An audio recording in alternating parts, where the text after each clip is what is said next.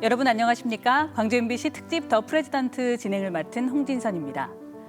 2025년 올해는 작곡가 윤희상 선생의 서거 30주년이자 김대중 전 대통령의 노벨 평화상 수상 25주년을 맞이하는 해입니다. 윤희상과 김대중, 이 두 분은 음악과 정치라는 다른 분야에서 큰 발자국을 남긴 거인이었습니다. 두 분은 격동의 한국 현대사 속에서 한 번도 마주친 적은 없지만 극한의 위기와 상처 속에서 인간의 강인함, 위대함, 아름다움을 드러낸 분들이다라고 소개할 수 있겠습니다. 그리고 무엇보다 두 분은 광주를 아파했고 그 가치를 귀해했던 분들이셨죠.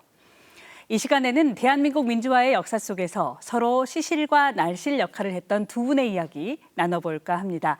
오늘 이야기 나눠주실 분들 소개해드리도록 하겠습니다. 우리 윤희상 선생님의 따님이십니다. 귀한 걸음 해주셨어요. 윤정 여사님 반갑습니다. 안녕하십니까? 네, 반갑습니다. 윤정입니다. 네, 광주 전남 김대중 재단의 최경주 이사장님 예, 오셨습니다. 반갑습니다. 반갑습니다. 네, 그리고 전남대학교 사학과 명예교수 최영태 교수님 모셨습니다. 네, 어서 오십시오. 네, 귀한 자리에서 이렇게 만나 뵙게 됐습니다. 마음이 어떠신지요? 괜찮아요? 좋습니다. 그래요. 윤희상과 김대중이라는 아까 제가 말씀을 드렸지만 정말 커다란 거인들이시지 않습니까? 오늘 제가 그 거인들의 이야기를 들으면서 조금이나마 좀 성장해보는 욕심을 갖고 얘기 들어보도록 하겠습니다. 먼저 제가 간략하게 두 분의 생애와 업적을 좀 정리를 해봤어요. 정말 간략해요. 먼저 윤희상 선생님이십니다. 한국전쟁과 분단의 상흔이 깊었던 20세기 한국 음악사에서 국제적인 활동을 펼친 작곡가이자 민족음악가 윤희상. 특히 선생의 교향시 광주여 영원히는 5.18 민주화운동의 비극을 음악으로 형상화한 작품으로 평가받고 있습니다. 그리고 김대중 전 대통령. 한국 현대사에서 군사 독재에 맞서서 민주화를 향해서 끊임없이 싸워왔고 대통령 재임 중 남북 정상회담을 이끄셨고요. 2000년 한국인 최초로 노벨 평화상을 수상했습니다. 아까 말씀드렸던 것처럼 역사에는 시실과 날실이 있는 것 같습니다. 네. 미처 몰랐는데 이 두 분이 시실과 날실처럼 역사의 한 대목과 대목을 만드셨던데 오늘 그 얘기 들어보도록 하겠습니다. 먼저 우리 윤정 선생님께 여쭤보지 않을 수가 없습니다. 아버지 윤희상 선생은 어떤 분이셨는지 얘기 좀 들을 수 있을까요? 저희 아버지는 평생 염원하시던 세계적인 수준의 작곡가가 될 문안에 있으시면서도 만일 조국을 민족을 구원할 수 있는 그런 글을 요구한다면 그러면 당장 작곡을 내던지고 서슴없이 달려갈 것이라고 하셨습니다. 저는 이제 윤희상 선생님의 그 글을 잠깐 읽으면서 교사를 하셨던 부분이 아주 인상적이셨어요. 그 교사를 하셨다가 공부를 하러 유럽으로 가신 건가요? 일본으로 유학 갔다가 그래 돌아오셔가지고 이제 그 다음에 유럽으로 1955년 그 서울시 문화상 5회가 내 생각에는 되는데 그때 수상이라나 상을 받고 그래가지고 이제는 유럽에 공부를 하러 이제 유학을 가셨어요. 윤희상 선생님은 그러면 그때 이미 교사셨는데 꿈이 있으니까 유학을 가셨을 거 아니에요. 어떤 꿈을 가지고 유학을 가셨대요? 그러니까 이제 세계적인 수준의 작곡가가 되고 싶은 그런 꿈이 있었겠죠. 그리고 이제 제 옆에 앉으신 우리 교수님. 우리 교수님께서는 김대중학 박사라고 불리는 별명이 있으시잖아요.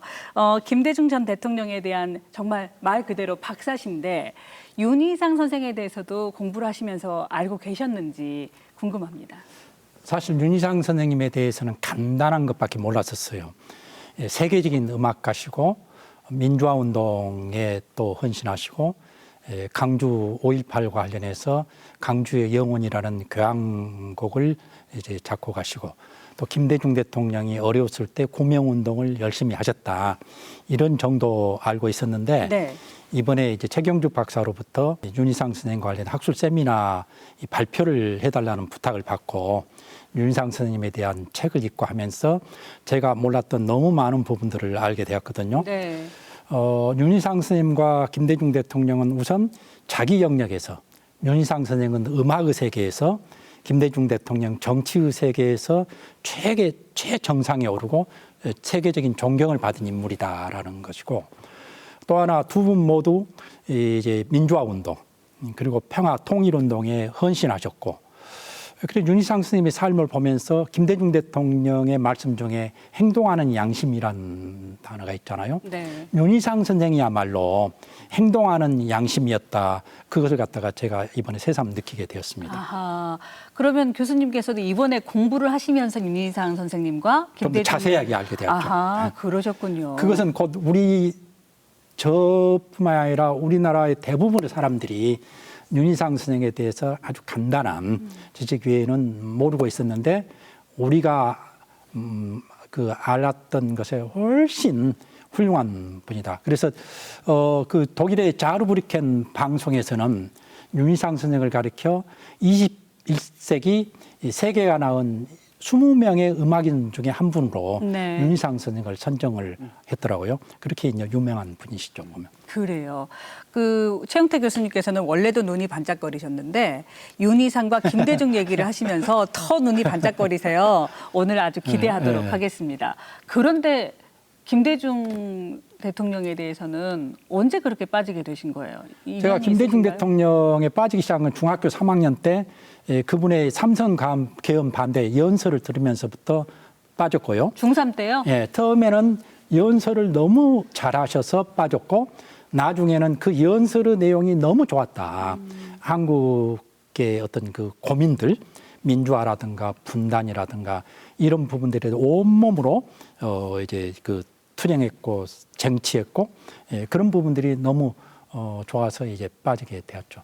그래서 역사를 전공하는 대개 이제 교수라든가 이런 사람들은 정치인들에 대해서 나 그 사람에 빠졌다 이런 이야기 잘 안 하는데, 특정인에 대한 예, 애정을. 저는 네. 자신 있게 김대중 대통령에 빠졌다 이렇게 얘기를 하죠. 그래요. 알겠습니다.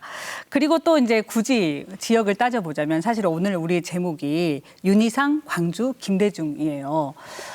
고개를 갸웃갸웃하는 분도 계실 거예요. 아니 광주에서 통영 출신의 윤희상 선생 얘기를 왜 한다고 하는 걸까? 어떤 인연이 있는 걸까? 나는 처음 들어보는 일이네라고 생각하는 분들도 계실 텐데, 이 대목에 대한 얘기는 우리 광주 전남 김대중 재단의 최경주 이사장님께 좀 왜 우리는 이 대목에서 윤희상과 김대중 얘기를 하는가에 대한 얘기를 들어보도록 하겠습니다. 최근에 아마 금년 초부터 윤희상 선생에 대해서 우리 광주가 너무 이분에 대해서 잊고 있었다. 이런 저희들 내부에 반성론이 좀 있었습니다. 김대중 대통령님과 그리고 우리 윤희상 선생님, 또 우리 광주와는 뗄래야 뗄 수 없는 그 괴를 같이 한 역사적 측면은 분명히 있죠. 김대중 대통령께서 73년 동경 납치 사건, 살해 미수 사건이죠. 그때도 윤희상 선생께서 정말 미국에 계시다가 오셔가지고 김대중 소위 구명운동에 국제적으로 앞장을 섰고, 80년 5.18 김대중 대통령께서 내란 수계로 몰리셔가지고 사형에 네. 직전에까지 갔을 때도 윤희상 선생께서 김대중 구명운동에 앞장서셨던 우리 광주와는 뗄래야 뗄 수 없는, 네. 또 김대중 대통령과 뗄래야 뗄 수 없는 그런 한 큰 역사적 축이 이 광주와 같이 두 분이 간통돼 있지 않냐.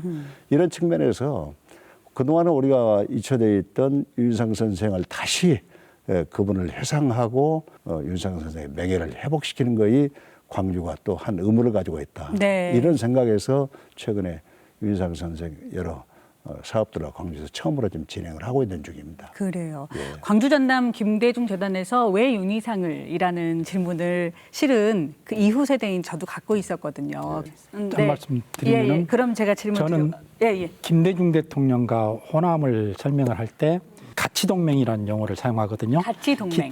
김대중 대통령과 호남은 호남은 자유민주주의 평화를 위해서 가치동맹을 맺고 함께 싸워서 한국의 국격을 한 단계 업그레이드 시켰다 이런 얘기를 하는데, 네. 제가 윤희상 선생님을 공부하면서 윤희상 선생님과 호남은 공간적으로는 멀리 떨어져 있지만 서로 추구하는 목표, 가치가 김대중 대통령과 호남이 같았던 것처럼 같았다. 네. 즉 민주주의와 평화를 위해서 헌신한 바로 김대중 대통령과 호남과 윤희상 선생이 오랜 기간 동안 이 자유, 인권, 평화를 위해서 함께 동맹을 맺고 헌신했다. 이렇게 네. 저는 표현하고 싶어요. 그래요. 마음의 축이 서로 네. 같이 있었다는 네, 것을 네. 한번 이런 자리에서 보여드리고 네. 이야기 나누는 시간이다. 이렇게 말씀을 할 수 있겠습니다.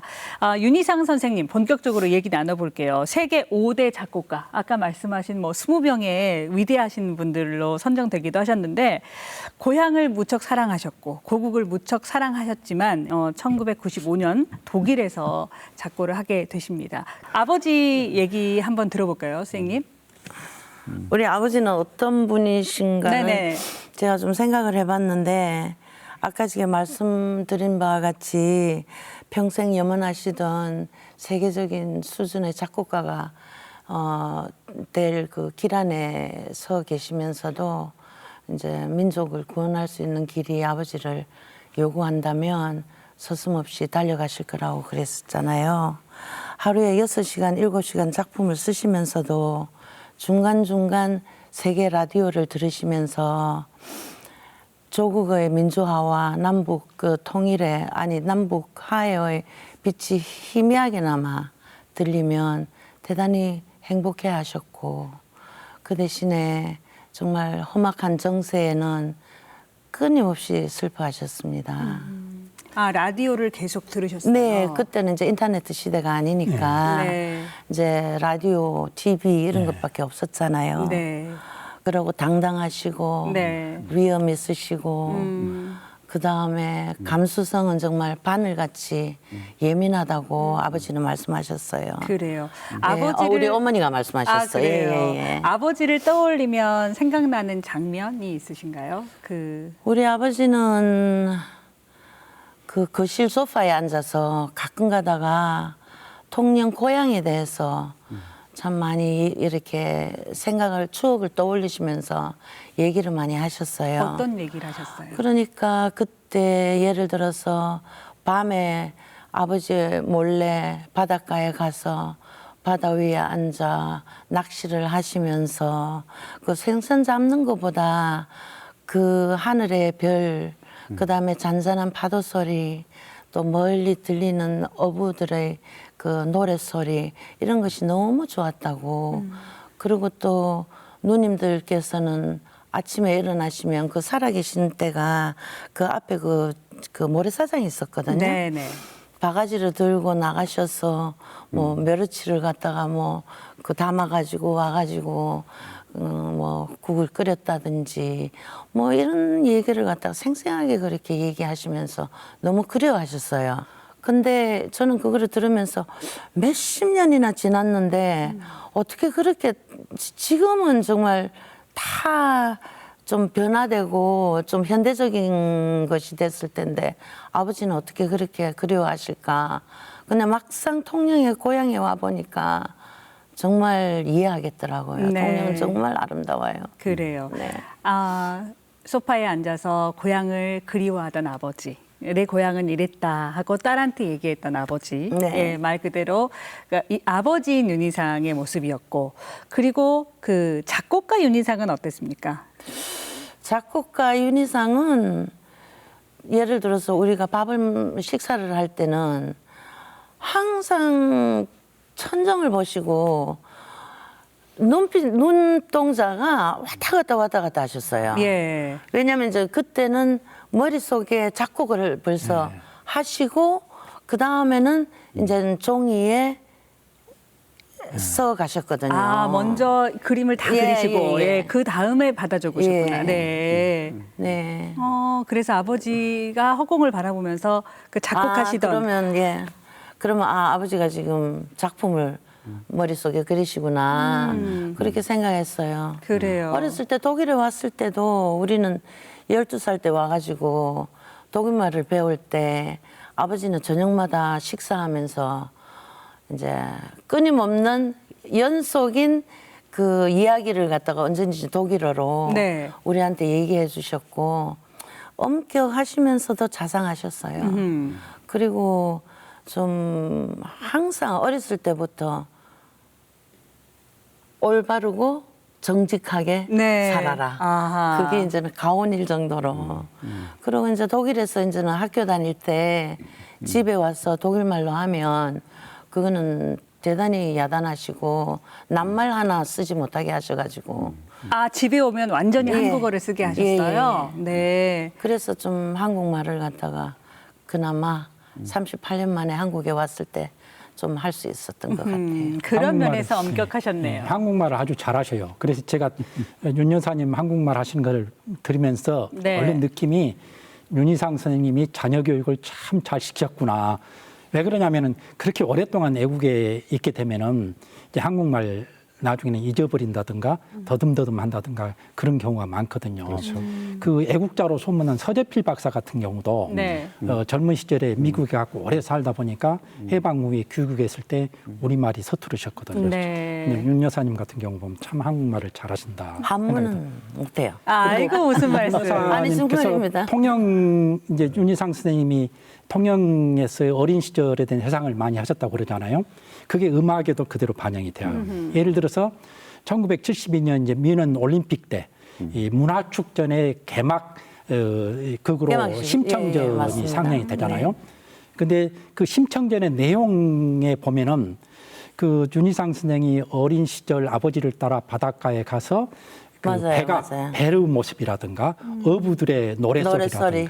그건 항상 그다음에 얘기하셨어요. 동네 아주머니들이 밭일하면서 부르는 노래 네. 그리고 또 윤희상 선생님이 유랑극을 좋아하셔가지고 막 따라다니고 그러셨더라고요. 네, 맞습니다. 아, 동네에 왔던. 예. 네. 그다음에 구판 하면 그걸 그렇게 좋아하셔가지고 가서 오랫동안 보고 그런 것들이 심청전에 이제 전부 이 소재로 등장을 하게 됩니다.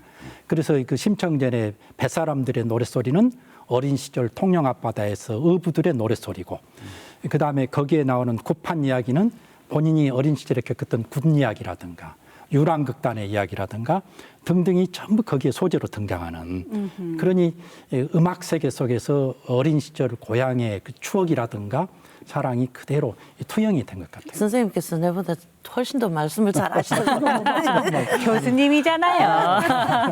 네. 교수님 말씀하셨는데 미넨 올림픽에서 심청전을 선생님께서 작곡을 하셔가지고 전 세계인이 그 심청전을 이제 알게 됐잖아요. 그랬을 때 아마 우리 한국의 이런 우리의 전통적인 우리 민중의 이런 문화들을 아마 최초로 네. 윤희상 선생님께서 세계 소개를, 무대에. 예, 하셨죠. 예. 그 아버님이 윤희상 선생님의 아버님, 윤 여사님의 할아버지가 일본에 대한 그 적개심이 굉장히 강하셨다고 그래요. 예, 제가 듣기로는 상투도 자르지 네. 않으시고 네. 갓도 쓰시고 그렇게 하셨다고 네. 저는. 그래서 고집 윤희상 있는 선- 분들이셨군요. 네, 그래서 예. 윤희상 선생님이 아버님의 영향을 받아서 맞습니다. 일본에 대한 그 부정적인 적개심이랄까? 예, 인식. 예, 맞습니다. 그래서 일본에서 유학을 민족주의. 하셨음에도 불구하고 독립운동에 참여한 것도 그런 어떤 가정적인 영향과 관련이 크다고 그래요. 그리고 아까도 이제 얘기가 나왔지만 윤희상 선생님 하면은 바로 이렇게 떠오르는 것이 동백님 네. 사건이잖아요. 그래서 이제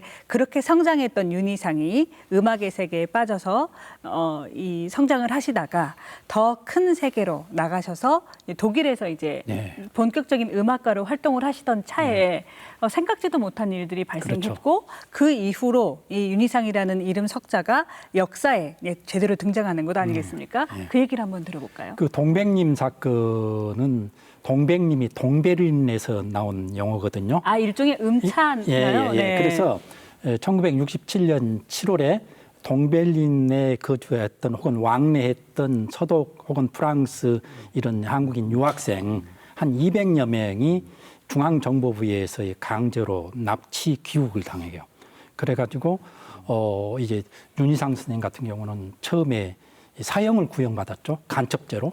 근데 재판 과정에서 이제 간첩죄는 빠지고 해서 무기징역, 그다음에 2심에서는 15년, 3심에서는 10년으로 이렇게 감형이 되어가지고 2년 만에 이제 석방해서 독일로 돌아가시는데 윤희상 선생이 이제 이 사형을 면할 수 있었던 것은 납치 후 독일 정부가 강력하게 한국 정부에 이제 이의를 제기하고 또 유럽을 중심으로 세계 음악인들이 탄원서를 써가지고 윤희상 석방운동을 펼치고 네.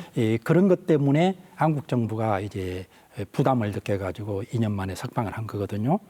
윤희상 선생은 이제 붙잡혀 가가지고 엄청난 고문을 당했죠. 보면은 얼굴에 이제 헝겊을 세우고 물로 붓는 물고문이라든가 또 천장에 매달려 가지고 이제 그 두들겨 패고 또 머리를 몽둥이로 때려서 정신을 잃어버리고 그러면은 의사를 불러다가 주사를 맞춰가지고 깨어나게 하고 그러면 다시 고문을 하고 이런 식의 어떤 고문. 그래서 그 음악인에게 이렇게 이제 상상할 수 없는 고문을 시키고 이렇게 하면서 조작한 사건이 동백님 사건이고요. 네. 또 하나 윤희상 선생이 이제 강제 납치되고 이틀 후에 윤 여사님의 어머님 되시는 이수자 여사님이 또 납치되고 그래서 이수자 여사님도 6개월 동안 감옥 생활을 하고 이런 사건이 동백님 사건이죠. 그래요. 그때 당시에 윤정 여사님 나이가 몇 살쯤 되셨어요? 그때가 67년이니까 제가 만 16살. 16살. 댁에서 부모님과 같이 지내던 때였나요? 아니면 저는 그 당시 그때 납치당했을 때 병원에 있었거든요. 네. 이제 명장염 수술을 하고 아. 그 어머니 아버지께서 매일마다 오셨어요. 예. 병원에. 그렇죠. 아이가 아프니까요. 예. 근데 하루아침에 안 오시더라고요. 그러더만 이제 독일 비밀 경찰이 이제는 병원에 와서 아버지 어머니가 안 계신다, 이제 없으셨다. 네. 그러면서 아버지 자동차를 찾으니까 찾을 수 없다가 이제는 나중에 보니까 비행장 주차장에 있었어요. 아버지 차가요. 예. 네. 이제는 좀 자문을 구한다. 이래가지고 우선은 사보이 호텔이라고 베를린에 있는 호텔에서 만나자 해가지고 거기서 만나러 가셨거든요. 아, 거짓말로 윤 선생님을 그 처음에 전화를 받을 때 부연해서 말씀드린다면은 박정희 대통령이 윤희상 선생님을 만나보고 싶어 한다. 이렇게 얘기를 했던 거예요. 이미 세계적인 음악가가 되고 계신데. 그래서 이제 의심 없이 사보이 호텔에 갔고 근데 사보이 호텔에서 이제 다시 그 이수자 여사님한테 전화를 해가지고 급히 한국에 네, 갈 일이 있는데 예, 걱정하지 맞습니다. 말라 예. 이렇게 얘기를 했는데 그 이후 이제 분위기가 변했는데 그때부터는 주사로 약물 중독을 시켰지 않냐. 않았느냐. 아하. 그래서 정신이 흐리던 속에서 이제 이수자 여사님한테 뭐 한국 갔다 올 일이 있다라고 하고 그렇게 했고 그래서 이수자 여사님도 마찬가지로 의심하지 않고 이틀 후에 또 이제 한국으로 오고 그렇지 않았다. 그렇게 이제 또 이사장님 알려져 있어요. 그때가 이제 박정희 정권 때 아니겠습니까? 그렇죠. 예, 박정희는 왜 그 동백님 사건 같은 사건을 기획을 교수님께서 했을까요? 소상히 말씀하셨습니다만은 네. 일부에서는 1965년도 한일 국교 수교의 반대의 정치적 분위기를 희석시키기 위해서 동베를린 사건을 만들어냈다는 주장도 있습니다만은 저는 박정희 정권이 4년 중임제 대통령 두 번밖에 할 수가 없었죠. 대통령을. 그게 1969년도에 소위 삼성견을 하면서 박정희 정권의 장기 집권의 시나리오가 그 전부터 훨씬 이전부터 진행됐었다. 그게 동베를린 소위 67년 간첩단 조작 사건, 윤희상 선생님을 비롯한 이영로 하백 약 197명, 200여 분의 거기에 유럽에 가 계신 유학생 네. 그리고 또 우리 지식인들을 집단적으로 동베를린 간첩단 사건을 조작해서 강제적으로 네. 한국으로 중앙정보부에 끌고 와서 네. 거기서 가진 인간으로서 감내할 수 없는 고초를 당하고 지금도 그 동베를린 간첩단 조작 사건이 법적으로 네. 다시 정리되지 못하고 있어요. 아직 그렇습니다. 네. 예.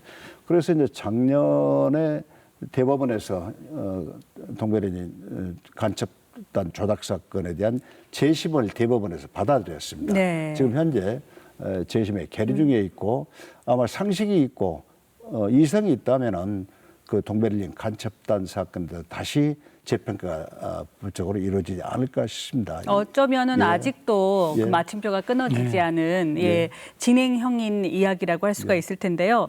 당시에 정말 그 윤희상을 구하기 위해서 어느 날 갑자기 사라진 윤희상을 구하기 위해서 실태를 알고 당시에 유럽에서 구명 운동이 대단했다고는 얘기를 들었어요. 국제 윤희상협회 18호 박사께서 그 얘기를 해주셨는데 그 대목 한번 듣고 얘기 계속해 나가도록 하겠습니다. Mit oder aufgrund dieser Entführung, dem East Berlin Incident, war ja auch das Verhältnis der Bundesrepublik Deutschland zur Republik Korea in eine Krise geraten.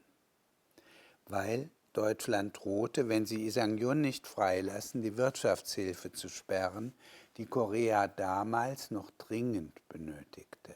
Vom KCIA entführt worden und ich sah diese Fotos von dem Schauprozess, der damals in Seoul stattfand. Er hatte eine Binde um den Kopf und trug das traditionelle koreanische Gewand. So war er in den Zeitungen abgebildet. Ich war 14 Jahre alt, spielte Klavier und konnte nicht verstehen, wieso ein Komponist ein Agent oder Spion sein sollte. Das passte nicht in mein Weltbild, in meine Vorstellung von einem anerkannten Komponisten. Und dass er im Bereich der neuen Musik als arriviert galt, davon zeugten ja die Protestaktionen, von denen in den Zeitungen damals dauernd zu lesen war. 자, 윤희상을 살려내라. 말 그대로 가만둘 수 없었던 거니까. 그런데 엄청난 조작 사건이었는데 네, 그렇죠. 말 그대로 살려둘 생각이 없었을 것도 같은데 그렇죠. 온 세상이 이제 들고 일어나고 말 그대로 난리가 나니까 좀 꽁무니를 뺀 거 아니겠습니까? 예. 그 얘기를 좀 해주실까요? 그 처음에 윤희상 선생이 이제 붙잡혀 온 후 서독의 언론에는 연이상으로 이름이 연이상. 윤이 좀 받침이 돼갖고 연이상으로 알려져서 나중에 이제 윤이상이라는 걸 알고 서독 음악계가 이제 들고 일어나고 서독 정부가 들고 일어났는데 박정희 대통령이 1964년에 이제 서독을 방문하거든요. 그래가지고 서독의 경제 건설 네. 또 아우토반 이런 것들을 보고 굉장히 감명을 받아가지고 기국에서 서독을 롤 모델로 해서 이제 경제 건설을 하게 되죠. 차관도 많고. 예, 서독으로부터 차관도 네. 들어오고. 예, 그런데 이제 윤희상 사건이 터져서 서독 정부가 박정희 정권에 강하게 이제 압박을 넣고 윤희상을 석방하지 않으면 애교 관계를 단절할 수도 있다. 또 차관을 중단시킬 수도 있다. 이렇게 하니까 박정희 정부가 굉장히 그 압박을 느끼게 돼요. 지원도 안 한다고. 예. 네. 또 세계 음악인들이 들고 일어나고 그래서 처음에 이제 사형 구형에서 무기징역으로 15년으로 10년으로 해가지고 이제 석방을 하게 되고 이수자 여사를 6개월 만에 조기 석방한 것도 이수자 여사를 석방시킨 다음에 서독으로 가게 해가지고 윤희상 같은 중범죄인의 아내도 이렇게 석방해가지고 독일로 오지 않느냐 네. 해가지고 이제 반발심을 무마시키기 위한 이런 또 작전도 쓰고 그랬죠 보면은. 그래요. 혹시 그 대목에서 기억나는 순간이라든지 왜냐하면 그때 이제 부모님은 안 계실 때고 아이들이 있었던 때였잖아요 집에. 그러면은 그때 당시에 독일에 있었던 아버지의 친구라든지 이런 분들이 집에 오시고 아이들을 들여다보고 했을 것 같은데. 그 당시에는 그 한국 그 분들이 좀 주변에 계셨어요. 네.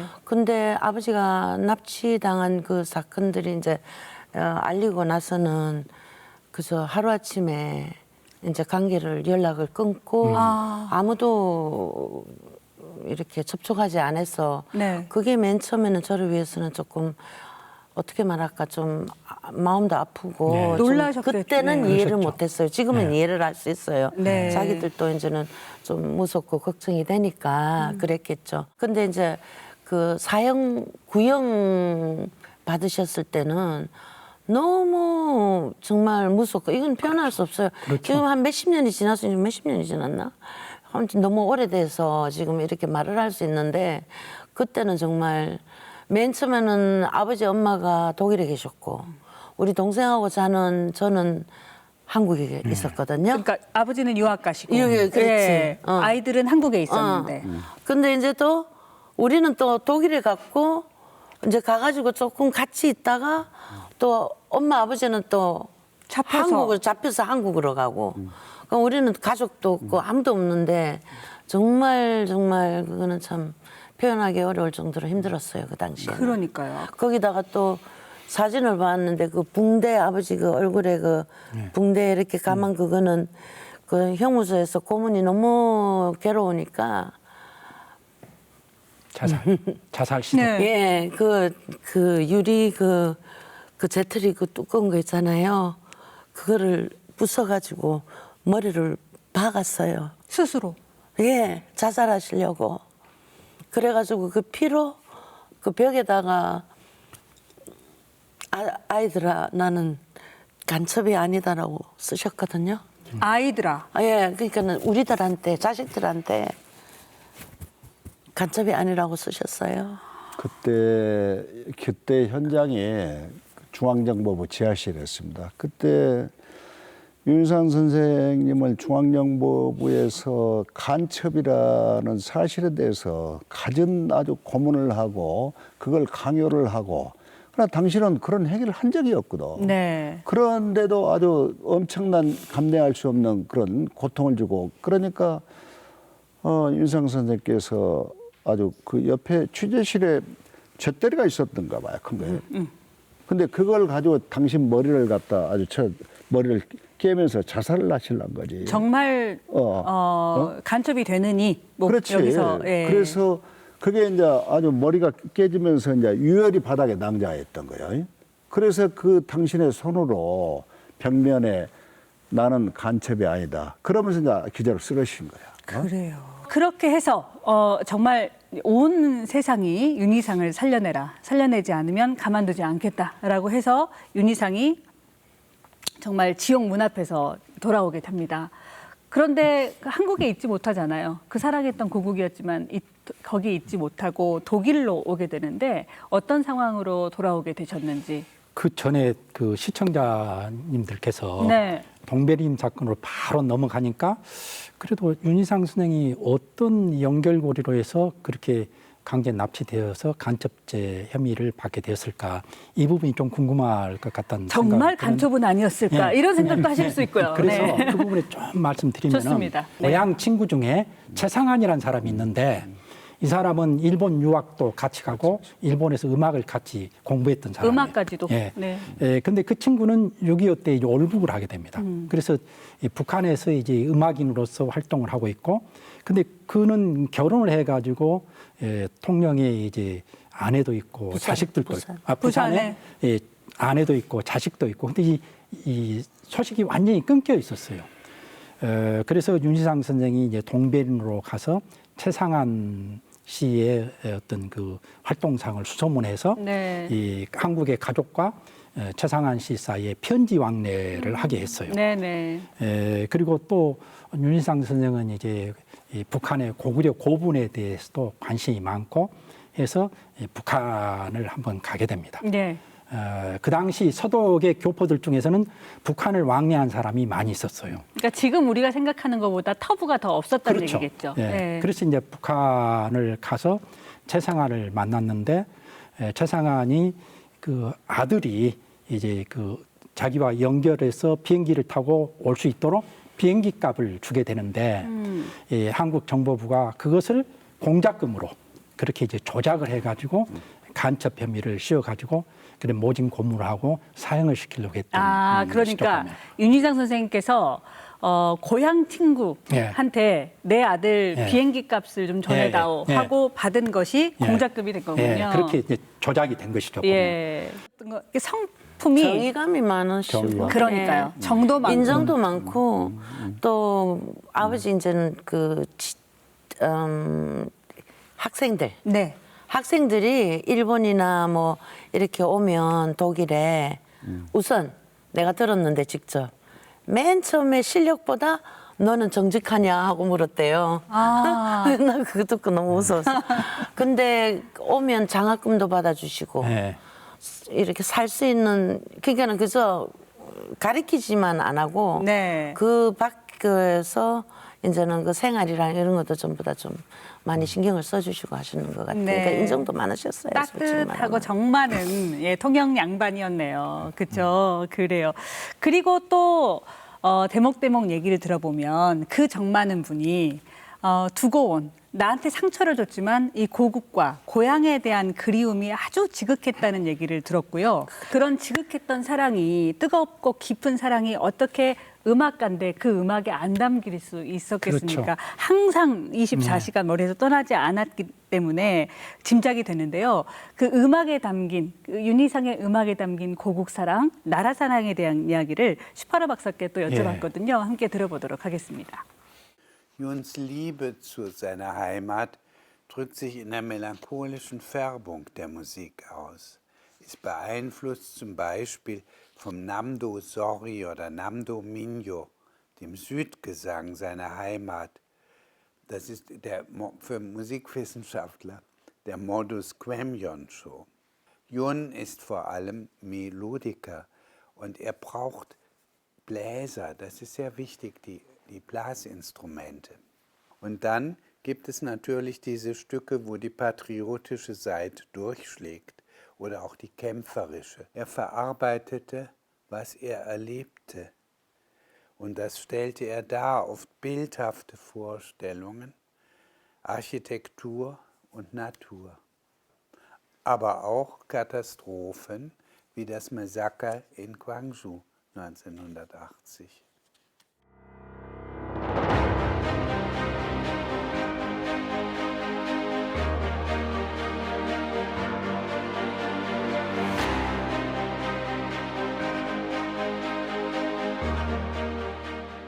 그 현대사 얘기로 좀 넘어와 보도록 하겠습니다.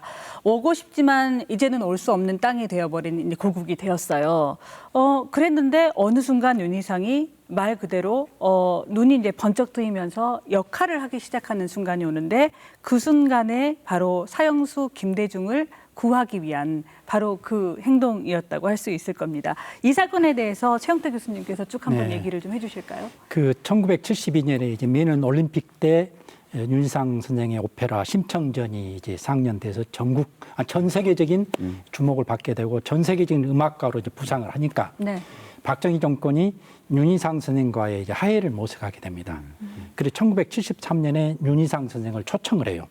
그리고 작품을 이제 한국에서 상연하는 것으로 해서 그 윤희상 선생은 처음에 심청전을 상연하고 싶었는데 너무 이게 방대한 작품이기 때문에 장비라든가 또 스텝들 이게 너무 방대해서 다른 작품들을 이제 상연하기로 하고 한국에 올 스텝들 전부 항공권도 끊고 그다음에 그 무대 장치도 배 선적하는 것 작업도 다 끝나고 그리고 윤희상 선생은 미국을 들려서 한국에 오기로 하고 미국을 가셨는데 1973년 이제 그때가 1973년입니다. 8월에 김대중 대통령이 이제 동경에서 납치되는 사건이 발생하게 되는 겁니다.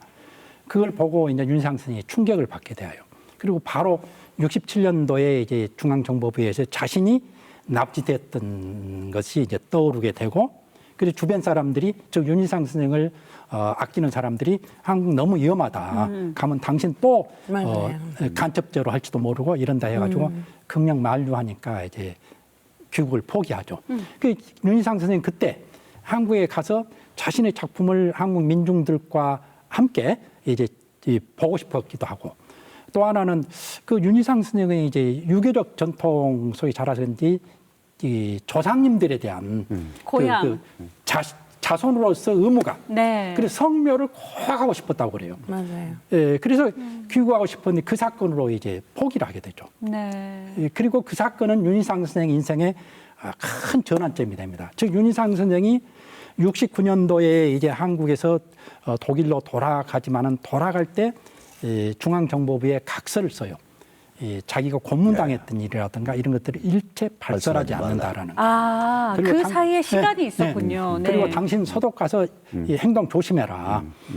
이렇게 이제 하고 협박을 했어요. 윤희상 선생도 고문이라든가 이런 이 트라우마가 너무 강했기 때문에 이 조용히 사시려고 했어요. 그리고 자기가 이 반정부 활동을 할 경우 또 한국의 친척들도 피해를 입을 것 같고 또 언제 납치될지 모른다는 생각 때문에. 그런데 이제 김대중 납치 사건을 보고 충격을 받게 되죠. 네. 자기가 이 한국에 납치되어서 사형 구형을 받고 죽음 직전에 살아난 것은 이제 세계 음악인들이라든가 이런 사람들이 구명운동이다. 자기도 이제 그때 그 자기가 신세를 졌는데 이제 김대중 씨 구명운동에 자기가 나서야 한다. 그러면서 이제 발벗고 나서게 되고 또 1980년 사형 선고를 받았을 때는 이분이 몇 년 동안 정말로 김대중 구명운동을 위해서 전 세계를 돌아다니셨더라고요. 그리고 그 전 세계 정당 연합체 중에 제일 큰 것이 사회주의 인터내셔널이거든요. 이 사회주의 인터내셔널 SI 그 간사회의가 스웨덴에서 열릴 때 전 세계 이제 지도자들이 오니까 호텔을 구할 수가 없어요. 그래서 이분은 호텔 로비에서 잠을 자면서 구명운동을 하고 그러죠 보면. 그러면서 이분의 사고가 이제 순수 음악에서 사회 참여 음악으로까지 확대되고 그 민주화 운동이라든가 통일 운동이라든가 그리고 5.18을 소재로 한 강주의 영혼이라는 교향곡이라든가 이런 것을 갖다가 이제 음악의 소재로 삼는 이렇게 하면서 그리고 김대중 대통령이 사형이라는 혹은 이 바다의 납치 수장이라는 그 위험 속에서도 굴하지 않고 싸우는 모습에 이분이 감동을 받습니다. 그래서 이제 본격적으로 정말로 김대중 대통령이 말하는 행동하는 양심의 모습을 윤희상 선생이 보이게 되죠. 보면. 그때 김대중이 동경 납치 살해 미수 사건이죠. 살해 미수 살해를 하려고 했었고 1973년 8월 8일 동경의 글렌 팔레스 호텔일 겁니다. 거기에서 중앙정보부 사람들한테 납치를 당해서 김대중 대통령님의 말씀에 의하면은 옆에 방에 끌고 가서 거기에서 그 여러 가지 물증이나 이런 것들이 보면은 또막을 내서 그 시신을 차에 실어가지고 은폐시키려고 했던 게 1차 살해 미수건인데 그 호텔의 여건이 그렇게 못 됐다고 그래요, 여건이. 그리고 이제 결국 약물을 투여해가지고 차 트렁크 뒤로 해서 이제 몇 시간 동안 어디 끌려갔는데 그때 김대중 대통령께서 실려간 배가 중앙정보부 공작선이 용금호입니다. 북한에는 이제 만경봉호죠. 그 용금호에 의해서 현해탄 쪽으로 오면서 김대중 대통령을 이제 아주 그 말씀에 의하면은 이 칠상판 같은 그걸 당신을 묻고 엄청난 무게가 가는 추를 달았다는 얘기예요. 그걸 이제 바다에 수장을 시키려는 거지. 그때 윤희상 선생께서는 미국에 계셨어요. 미국의 음악 행사나 이런 것들 때문에 그 소식을 미국에서 듣고 이 선생께서 이제 당시에 67년도에 그 국가폭력에 한 그런 것도 잠잠히 계시다가 이때부터 폭발하시는 거야.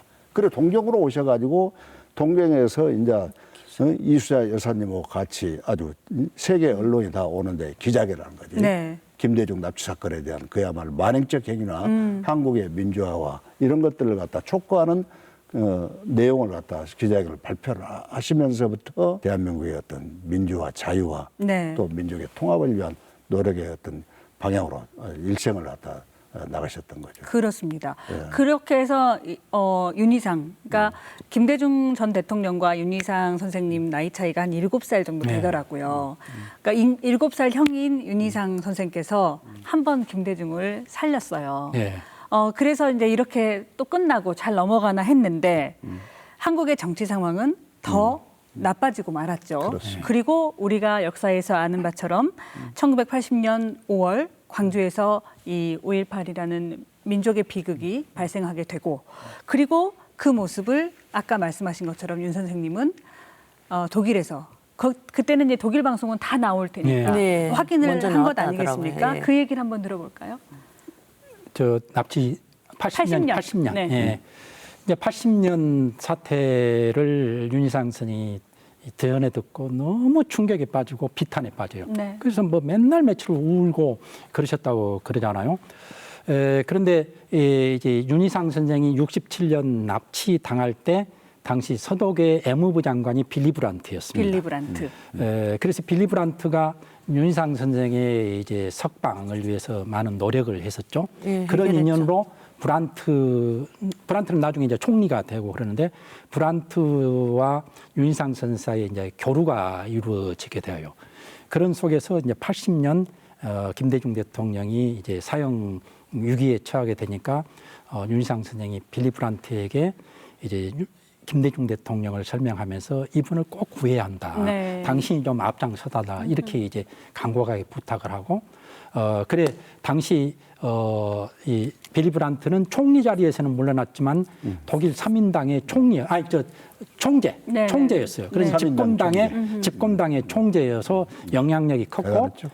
또 앞에서 말씀드렸습니다마는 전 세계 이제 민주사회주의 정당 연합체인 SI. 사회주의 인터내셔널 SI라고 부릅니다만 의장이었어요. 네. 그래서 이제 SI 즉 사회주의 인터내셔널 총회에서 김대중 석방 결의안을 통과시키게 만들게 되죠. 엄청난 스피커였는데 예. 그리고 조직도 갖고 있었는데 예. 거기에서 사형수 그렇죠. 김대중을 살리자. 예. 네. 그다음에 이제 SI 즉 사회주의 정당들 중에서 서구의 집권당들이 많았거든요. 네. 그 집권당의 총리나 이런 사람들에게 연서로 레이건 대통령에게 김대중을 사형시켜서는 안 된다. 이렇게 이제 편지를 쓰게 하고 네. 이런 식으로 엄청난 이제 영향력을 행사하고 또 윤희상 선생은 일본 통이거든요.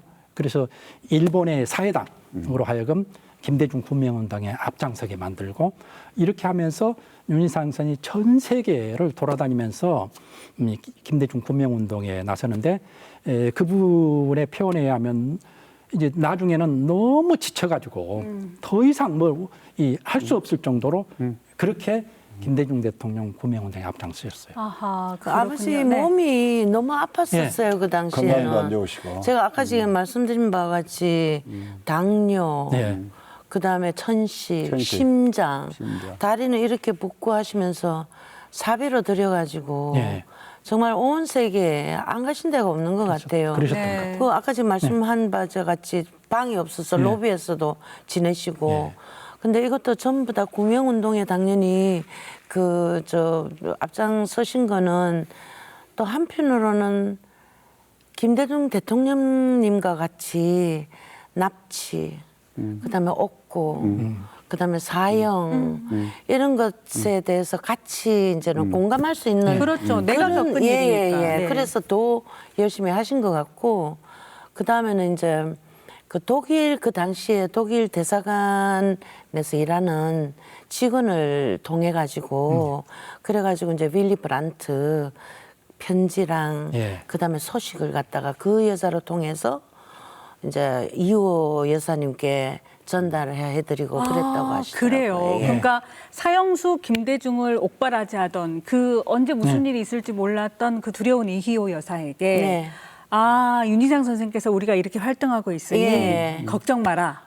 브란트 저 편지랑 예. 네. 소식이랑 외국의 네. 소식이랑 이런 거를 갖다가 전부 다 이유호 여사한테 예. 이제는 비밀리에 네. 보내셨다고 그렇게만 그래서 들었어요. 김대중 대통령 보관하고 있는 그 문건들 중에는 바로 이 윤희상 선생이 전달했던 빌리 브란트의 서신이라든가 이런 것들이 다 보관되어 있어요. 어머, 전혀 몰랐어요. 이런 교수님께서 얘기는. 그 소상인자 말씀을 하셨습니다만은 그때 윤희상 선생께서 광주 5.18에 내란 수계로 이제 김대중 대통령을 이제 조작해서 만든 사건 아닙니까? 그렇죠. 그때 당시 이제 여러 가지 국제적인 이 정치적 상황이 미국의 카터 정부가 민주당에서 공화당으로 레이건으로 넘어가는 이제 과정들이거든요.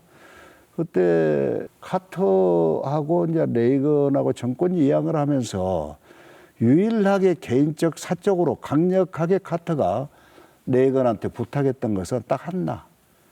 대한민국의 한국의 김대중을 당신이 살려내시오. 네.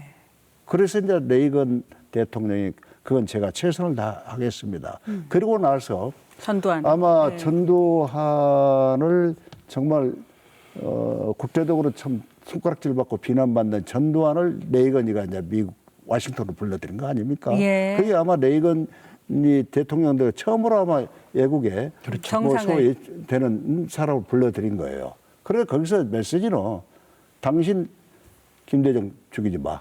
이게 메시지였죠. 네. 근데 이제 그 과정에서 카터 대통령께서 워낙 민주화 어떤 인권에서 대단히 어떤 철학이 있는 분인데 거기서 윤희상 선생께서 역할을 하셨던 빌리 브란트 수상이나 소위 소셜 인터내셔널 SI 사회주의 정당에서 미국의 이제 레이건과 카터한테 그런 메시지를 강력하게 전달했던 거지. 그게 윤상 선생의 그 역할, 네. 기반의 역할 속에서 김대중 대통령이 사형에서 그야말로 그 화를 면한 동기 중에 하나가 뒤에는 선생이 계셨다. 네. 이런 사실을 우리 광주 시민과 국민들이 네. 알아야 될 필요가 있다. 그러네요. 이렇게 생각을 합니다. 그 5.18 자료 사진을 보면 시민들이 그 광목천에다가 김대중을 살려내라 써서 김대중 이걸 석방하라. 네, 석방하라 들고 있잖아요.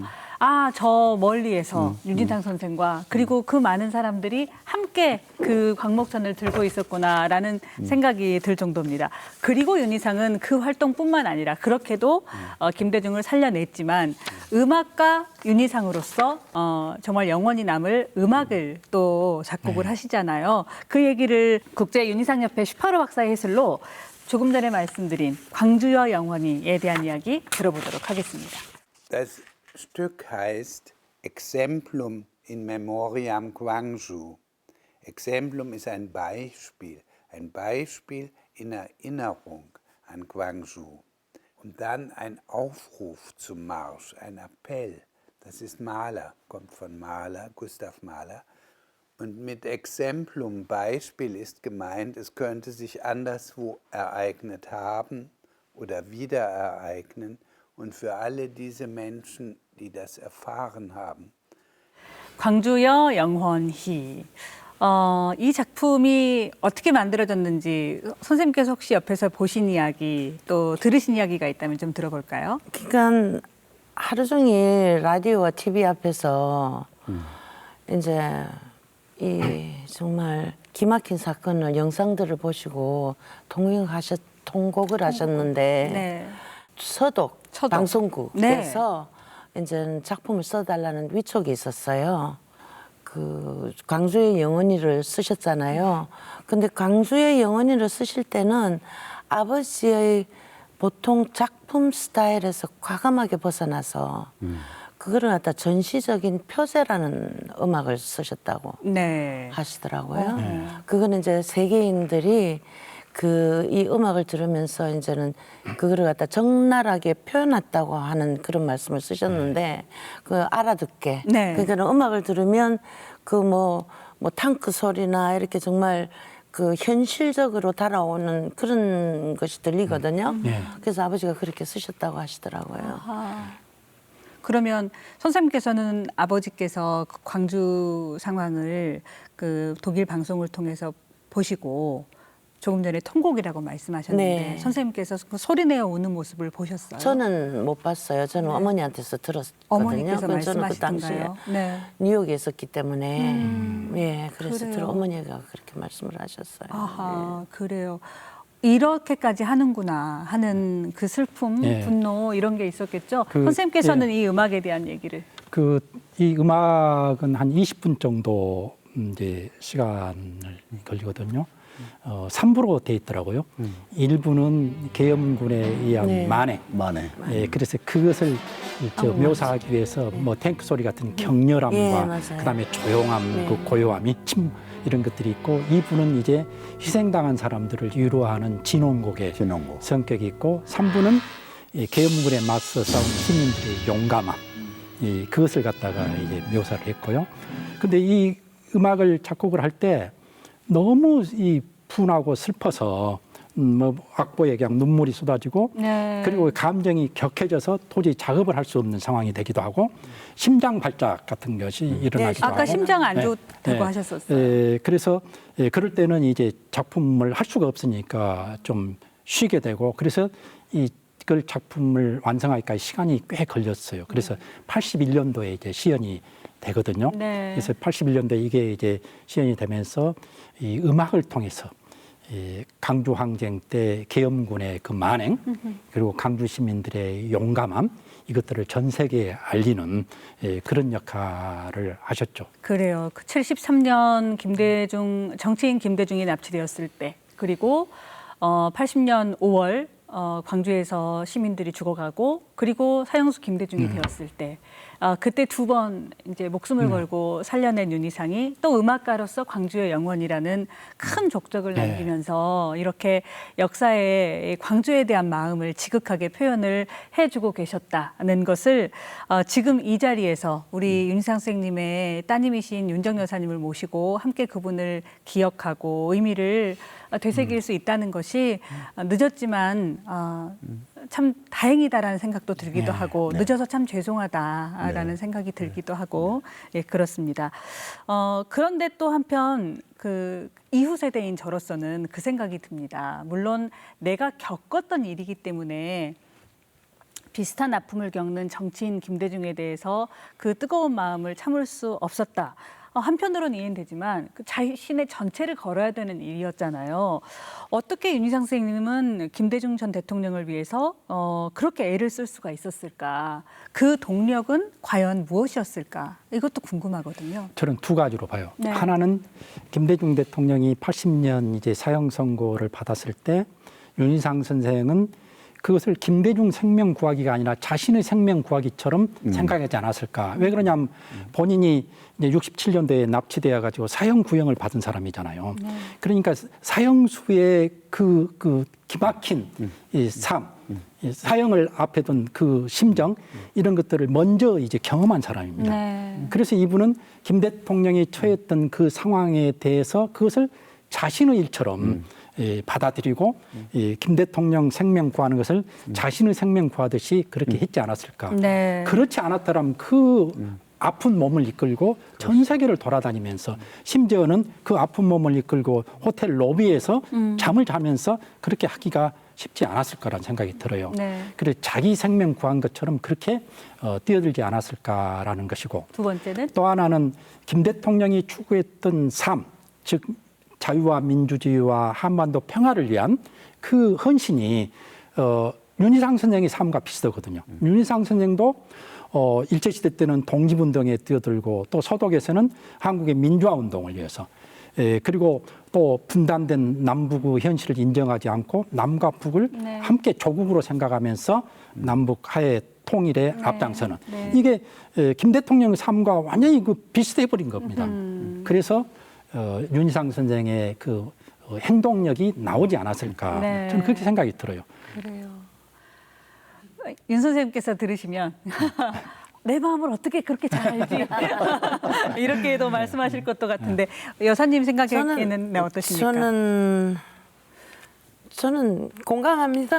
최 선생님 말씀하신 게 맞아요. 네, 네. 근데 이제 예를 들어서 아버지에 대해서 지금 오늘도 얘기를 하지만 얘기를 하면 너무 마음이 아프고 슬프고 정말 어머니하고 저하고 예를 들어서 같이 아버지 얘기를 하면 이제 아버지 얘기하지 말자.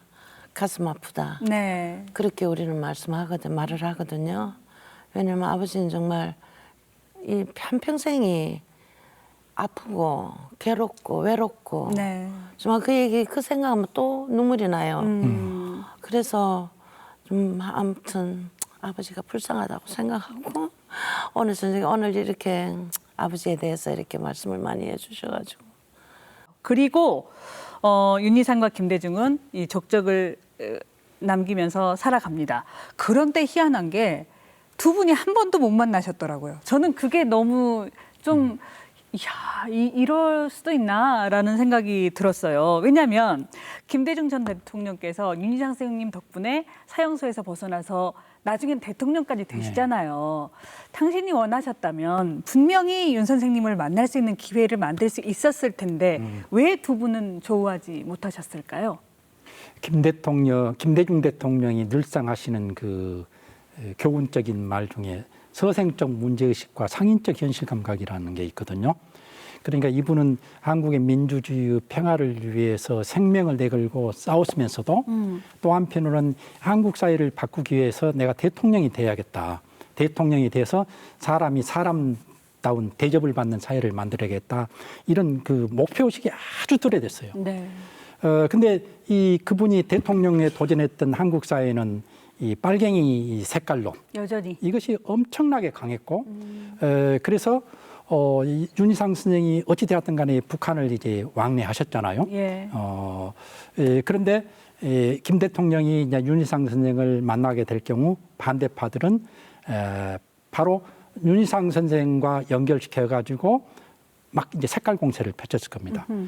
그래서 김 대통령이 윤희상 선생을 직접 만나는 것을 좀 피했지 않았을까. 그래 안타까운 것은 이제 1997년 12월에 대통령 선거에서 승리를 거두고, 네. 근데 윤희상 선생은 2년 전에 바꿔 이제 돌아가신 이미, 겁니다. 예. 90원이었죠. 그래서 저는 이런 상상을 해봐요. 김 대통령이 대통령에 취임하고 2000년에 남북 정상회담을 평양에서 했을 때 그때 김 대통령과 김정일 국방위원장과 윤희상 선생이 함께 거기서 악수를 했더라면 얼마나 극적이었을까. 네. 너무 그런 장면을 상상할 때 윤희상 선생이 이제 돌아가신 것이 아쉽고 저는 그렇게 생각해요. 대신 이제 그 윤희상 선생이 돌아가신 다음에 김 대통령이 일본에서 같이 민주화 운동을 했던 김종충 씨를 이수자 여사님께 보내가지고 그 고마움을 또 피력하고 그랬다는 얘기는 들었어요. 그래요. 이 김대중 대통령께서 정치 생활을 하시면서 수십 년 동안 이 소위 좌익 논란에서 어마어마한 이 시달림이 계셨거든. 네. 그래서 당신께서 윤희상 선생을 아까 말씀하셨던 유럽에서 만나시고 싶으신 생각이 어찌 없었겠습니까? 그런데 당신은 더 보다 크나큰 아주 대한민국의 어떤 좀 대통령으로서의 앞으로도 방향을 잇고 그러는데 거기에 또 시비거리를 단초를 제공할 가능성이 대단히 있다. 그때 윤희상 선생은 철저하게 박정희, 전두환, 노태우 제 정권에서 아주 배척이 되고 공산주의로 몰아가고 또 빨갱이로 심지어 그렇게 몰림이 당하는 속에서 김대중 대통령이 현실적인 윤희상 선생 만나고 싶어도 만나지 못한. 그러면은 우리 윤정 여사님께서는 김대중 전 대통령을 만나신 적이 있으신가요? 근데 만났기는 만나 뵀는데 네. 너무 이제 말도 잘 못하고 왜냐하면 12살에 가서 38년 만에 한국에 와서 어디로 갔는지도 생각이 안 나고요. 그리고 무슨 말씀이 왔다 갔다 했는 것도 잘 모르겠고. 그 그래서 장면만 기억나나요? 그 한 가지 생각나는 거는 서재에서 대통령님께서 책상에 앉아 계시고 저는 바로 옆에 서가지고 사진 찍은 거는 생각이 납니다. 대통령에서 내려오시고 난 다음에 아마 이 가셨어요. 말씀을 김대중 대통령의 정말 지척간에 모셨던 참모분들 말씀을 제가 듣는 네, 경우가 네. 있었거든요. 궁금하네요. 그래서 김대중 대통령님께서 정말 당신이 윤희상 선생을 만나서 정말 너무 아주 우리 조국을 위해서 헌신하시고 나를 위해 도와주시니 감사하다. 이 말씀을 전하지 못했다. 그래서 김대중 대통령께서도 윤희상 선생한테 그 직접 당신의 말씀을 전하지 못한 것이 참 송구스럽다. 이걸 주변에 아주 지척간에 있는 그 참모분들한테 말씀을 몇 번 하신 걸로 저도 들었던 적이 있습니다. 네, 그래서 네. 아마 윤정 여사님께서 지금 기억이 그때 대통령님 퇴임 후에 네. 동교동 서대에 가서 그 대통령님이 참 늦게나마 네. 그 마음의 표현을 하셨지 자녀분께. 않냐. 예, 그렇게 생각을 합니다. 그래요. 예. 그러니까 역사라는 그 천이 있다면 이분들이 정말 시실과 날실처럼 만들어 오셨는데 두 분이 만나지 못했다는 것. 예. 마음속으로 서로 알고 있고 고마움도 알고 있고 했지만 만나지 못했던 그것이 또 우리 한국 예, 현대사의 그 참 슬픔이고 무거움이죠. 그러니까 윤희상 선생이 이제 북한을 80년대에 자주 왔다 갔다 하시거든요. 네. 북한에서 정말 극진히 대접을 하고 윤희상 연구소도 만들고 윤희상 음악제도 만들고 했는데 저는 좀 그 느낀 것이 윤희상 선생이 그렇게 북한을 가고 북한에서 자기를 극진히 대접한 것에 고마워하면서도 음악으로 북한 체제나 공산주의를 찬양하는 음악을 일체 만들지 않았어요. 네. 그래 이분이 대단한 절제력을 가지신 분이라는 거죠. 대한민국으로부터 배척되어서 북한을 또 다른 조국으로 생각하고 왔다 갔다 하고 그랬음에도 체제를 칭찬하는 걸 안 했다는 겁니다. 그래 이분이 남한의 이 독재 정권을 칭찬하지 않은 것처럼 네. 타협하지 않은 것처럼 북한 체제에 대해서도 거기에 대해서 일정한 거리를 두면서 음악적으로만 언급하지 음악을 않으셨어요. 맞습니다. 지도하고 맞습니다. 했다라는 거. 그래서 저희는 우리가 여기서 이제 윤희상 선생님을 기리는 이런 행사를 할 수 있고 통영의 음악제가 만들어지고 하는 것도 윤희상 선생이 북한을 오고 갔지만은 체제를 찬양하지 않았다는 거. 그것이 우리로 하여금 윤희상 선생을 기리는데 자유롭게 만들지 않았을까. 네. 예, 그런 생각이 들어요. 사실은 우리가 윤 선생님 얘기를 하다 보면 제가 이제 그쪽으로는 워낙 과문하기 때문에 음악 얘기를 좀 못하는 것이 좀 아쉽습니다. 그런데 지금도 독일에서 유학을 하고 오는 분들 그리고 이제 음악 좀 현대 음악을 좀 한다는 분들은 다 윤희상 선생님 공부도 많이 하고 이야기를 계속 한다고 예. 하는데요. 윤희상의 음악 하면은 빠질 수 없는 우리 슈파로 박사께서도 오늘날 우리가 예술가 윤희상을 어떻게 기억했으면 좋겠다 하는 얘기를 슈파로 박사께 한번 들어봤는데요. 함께 얘기 들어보도록 하겠습니다. Es gibt wenige Komponisten, deren Handschrift man sowohl lesend als auch hörend schon nach ein paar Takten erkennen kann.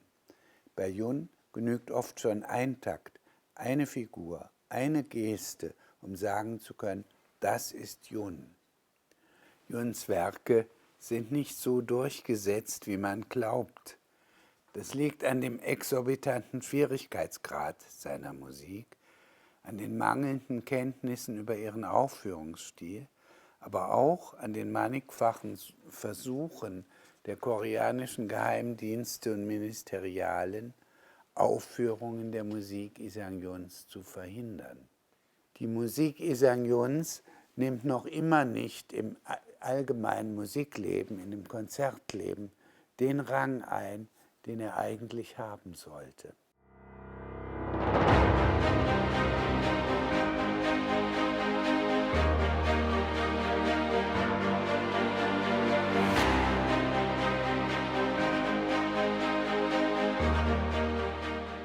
그의 이름 위에 음악 위에 또 한국이라는 이 K 문화에 먼저 가신 거예요. 그러니까. 말씀 잘하셨어요. 네. 저는 윤희상 선생의 이제 국제적 유상으로 봤을 때 바로 이 K 문화, K 음악의 선구자가 아니셨나. 그 말은 맞습니다. 그게 하는 거죠. 예. 예, 할 말씀. 프로그램 이렇게 진짜 많거든요. 네. 프로그램들이 다 모여가지고 엄청 많은데 네. 그게 전부 다 보면 그 어디에 태어나고 어디서 고향이 어딘가 다 써가 있어요. 그러니까는 아버지가 K 네. 선조죠. 네. K 음악의 선조. 또 제가 감동받은 것 중에 하나가 이분이 어쩔 수 없는 이유로 이제 1971년에 독일 국적을 취득하게 되거든요. 네. 그러니까 이 책방된 후에도 이 중앙정보부의 감시를 받고 계속해서 이제 불안 속에서 살게 되는데 이분은 음악을 하는데 좀 더 자유로움을 느끼면서 이 예술 활동을 하고 싶다라는 생각 때문에 두 분이 이제 이수자 여사님과 상의해가지고 독일 국적을 취득하면서 하신 말씀 중에 우리가 겉옷 애투를 입은다 해서 그 우리 몸이 그 애투의 국적처럼 되는 거 아니지 않느냐. 우리는 여전히 한국인이고 그냥 국적만 즉 외투만 바꿔 입을 뿐이다. 이렇게 하면서 서로 위로를 했고 그리고 독일 국적을 취득한 후에도 이제 음악회를 한다든가 하면 경력에 항상 한국의 작곡가라는 거. 맞아요. 이것을 넣어서 했다고 그래요. 그만큼 한국을 분이죠. 한국인으로서의 자의식을 한 번도 놓친 적도, 놓으신 적도 없는 음악가 윤희상에 대한 얘기였습니다. 우리 이사장님 한 말씀 해주신다면요. 윤희상 선생께서 얼마나 우리 조국을 사랑하셨냐면은 선생께서 꿈에도 소원인 조국을 밟아보고 또 고향을 한번 가서 조상님께 제를 올리고 싶었던 게 아마 당신의 정말 꿈이었을 겁니다. 그 꿈을 이루지도 못하고 역대 정권에서 철저하게 윤희상 선생에 대해서 배척을 해서 돌아오질 못했죠.